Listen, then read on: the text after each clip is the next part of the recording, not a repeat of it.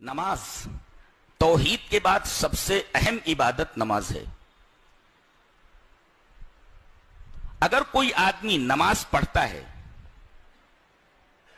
اور یہ سوچتا ہے کہ کل قیامت کے دن اللہ مجھ سے یہ پوچھے گا تو نے نماز پڑھی کہ نہیں پڑھی، میں بول دوں گا کہ میں نے نماز پڑھ لی ہے، بس میں بچ جاؤں گا. نہیں، آپ نماز پڑھیں لیکن آپ کی ہر نماز اتباع رسول کے دائرے میں ہونی چاہیے. اگر اتباع رسول کے دائرے میں نہیں تو نماز معتبر نہیں ہے. آپ نماز پڑھتے رہیے. دلیل یہ حدیث پاک. وعن ابی ہریرہ رضی اللہ تعالی عنہ عن النبی صلی اللہ علیہ وسلم قال ان الرجل لیصلی 60 سنة وما تقبل له صلاة لعلہ یتم الرکوع ولا یتم السجود ویتم السجود ولا یتم الرکوع. رواہ المنذری فی الترغیب والترہیب فی کتاب الصلاۃ. حضرت امام منذری رحمہ اللہ اپنی حدیث کی کتاب ترغیب اور ترہیب کے اندر کتاب الصلاۃ یعنی صلاۃ کے چیپٹر میں اس حدیث کو لائے ہیں. راوی حضرت ابو ہریرہ ہیں. میں نے پوری حدیث بیان کر دی ہے.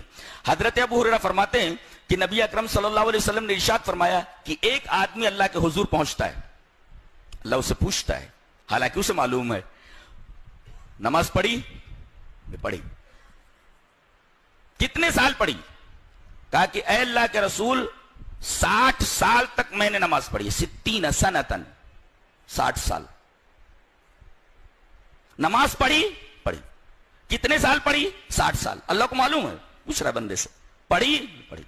کتنے سال پڑھی؟ 60 سنتن 60 ایئرس 60 سال پڑھی. اللہ فرماتا ہے وما تقبل له صلاۃ، تیرے نامہ عمل میں ایک بھی نماز نہیں ہے.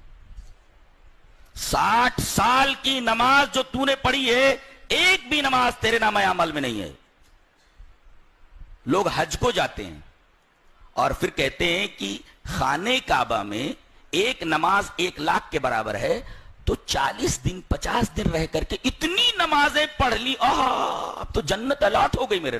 ارے بدبخت اور بدنصیب، یہاں معاملہ یہ ہے کہ 60 سال کی نماز آدمی پڑھ کر کے گیا ہے، اس کے نامہ اعمال میں ایک نماز بھی نہیں ہے.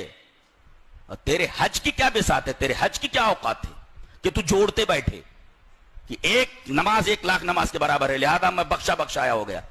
پتا نہیں جس پیسے سے تو گیا ہے اس پیسے کے اندر کتنا حلال ہے اور کتنا حرام ہے.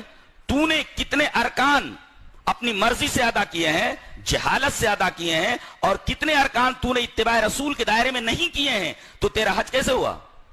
اور تو نے نماز جو پڑھی وہ نماز اتباع رسول کے دائرے میں پڑھی یا نہیں پڑھی ہے؟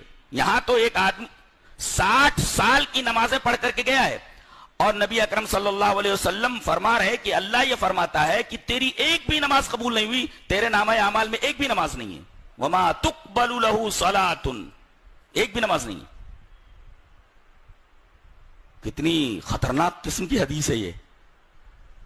لوگ نمازیں پڑھتے رہتے ہیں.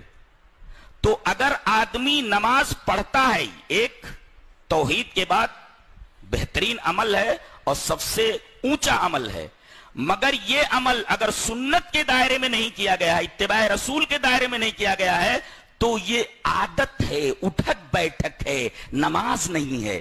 اس لیے کہ جو چیز اتباع رسول، جو عمل اتباع رسول کے دائرے میں نہ کیا گیا ہو وہ عادت بن جاتا ہے، عبادت نہیں بنتا.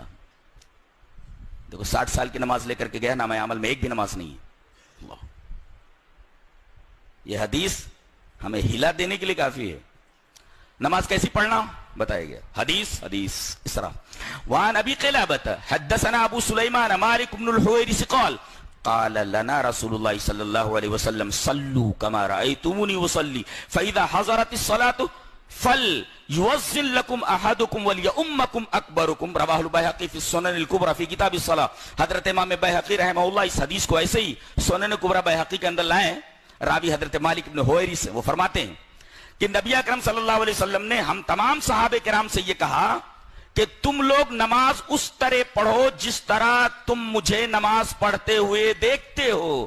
پتہ یہ چلا کہ یہ آدمی جو 60 سال کی نماز پڑھ کر کے گیا ہے، یہ نماز اس نے نبی کریم صلی اللہ علیہ وسلم کی نماز کی طرح نہیں ادا کی ہے. نبی نے فرمایا تم لوگ نماز اس طرح پڑھو جس طرح تم مجھے نماز پڑھتے ہوئے دیکھتے ہو. اگر اس طرح تم نے نماز پڑھی ہے تو تمہارا یہ عمل، تمہاری یہ نماز مقبول عند اللہ ہے.